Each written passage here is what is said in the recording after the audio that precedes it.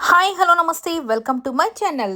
Baby జోడీ season 2లో ఇక కీర్తి అండ్ చైతు వీళ్ళ డ్యాన్స్ పర్ఫార్మెన్స్ వేస్తుండగా తన డ్రెస్ అయితే కొద్దిగా ఇన్కన్వీనియంట్ కలిగించేసరికి తనైతే లైవ్ పర్ఫార్మెన్సెస్ని ఆపేసిన విషయం మనం ప్రోమోలో చూసాం కదండి. నిజంగా నార్మల్గా ఏంటంటే ఇట్లాంటి ప్రోగ్రామ్స్లో ఏదైనా కొన్ని చిన్న చిన్న మిస్టేక్స్ జరుగుతూ ఉంటాయి.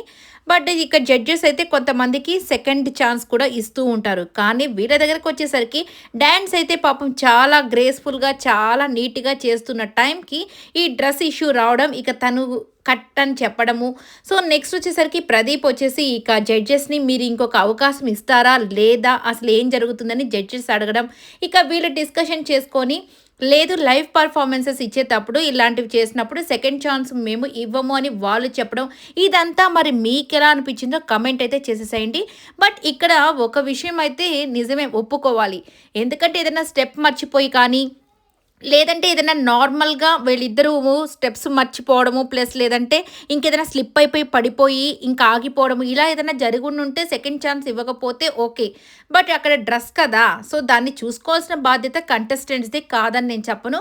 బట్ వీళ్ళు ఇంకొక ఛాన్స్ మేబీ ఇచ్చునుంటే బాగుండేదేమో కదా అని నాకైతే అనిపించింది. మరి మీకేమనిపించిందో కామెంట్ అయితే చేసేసేయండి. అందుకే ఇక కీర్తి కూడా అడుగుతుంది కదా!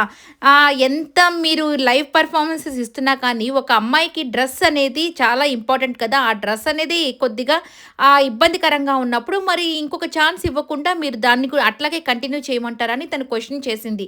మరి ఈ క్వెషన్ చేయడం ఎంతవరకు కరెక్ట్ అని మీకు అనిపించింది? అలాగే దాన్ని బట్టి మేము అలా చెప్పట్లేదు అని వాళ్ళు అంటున్నారు జడ్జెస్. ఇక్కడ శేఖర్ మాస్టర్ కూడా తెలుసు. ఎందుకంటే ఆయనకు కూడా ఒక పాప ఉంది.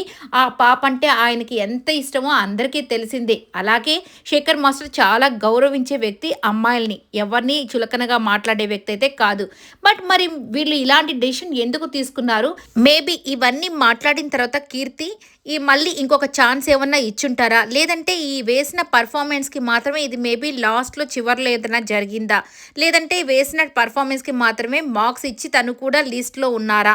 దాని తర్వాతే వీళ్ళు పవరస్త్రాన్ని ఉపయోగించి వీళ్ళు ధనరాజు వాళ్ళని ఆ యొక్క ఫేస్ ఆఫ్ రౌండ్‌కి పంపించడం జరిగిందా? ఇక ఇవన్నీ చూడాలి అనంటే అసలు ఎవరు కరెక్ట్, ఎవరు రాంగ్, అసలు ఏం జరిగింది ఇవన్నీ చూడాలంటే మనం ఈ వీకెండ్ వరకు వేచి చూడాల్సిందే. ఫస్ట్ మరి మీకు అర్థమైనంత వరకు ఎవరి తప్పు అనేది కమెంట్ అయితే చేసేసేయండి. నిజంగా జడ్జెస్ కొంతమంది విషయంలో పార్షాలిటీగా ఉన్నారా, లేదంటే ఇంకొంతమంది విషయంలో కొద్దిగా కఠినంగానే వ్యవహరిస్తున్నారా, కొంతమంది లైట్గా వదిలేస్తున్నారా, ఇవన్నీ కూడా మరి మీకేమనిపించిందో కమెంట్ అయితే చేసేసేయండి. చూద్దాం అసలు ఏం జరగబోతుందో. మొత్తానికి డేమోన్ అండ్ రీతు ఎంట్రీ అయితే వచ్చేసింది. మరి కాంపిటీషన్ అయితే హెవీ అయిపోతుందండి. బట్ ఇట్లాంటి చిన్న చిన్న మిస్టేక్స్ వల్ల అనవసరంగా వీళ్ళు ఎలిమినేట్ అవుతారా, ఇవన్నీ చూడాల్సి ఉంది. నిజంగా ఈ వీడియో నచ్చితే లైక్ చేయండి, షేర్ చేయండి, కమెంట్ చేయండి, సబ్స్క్రైబ్ చేసుకోవడం మర్చిపోకండి. థ్యాంక్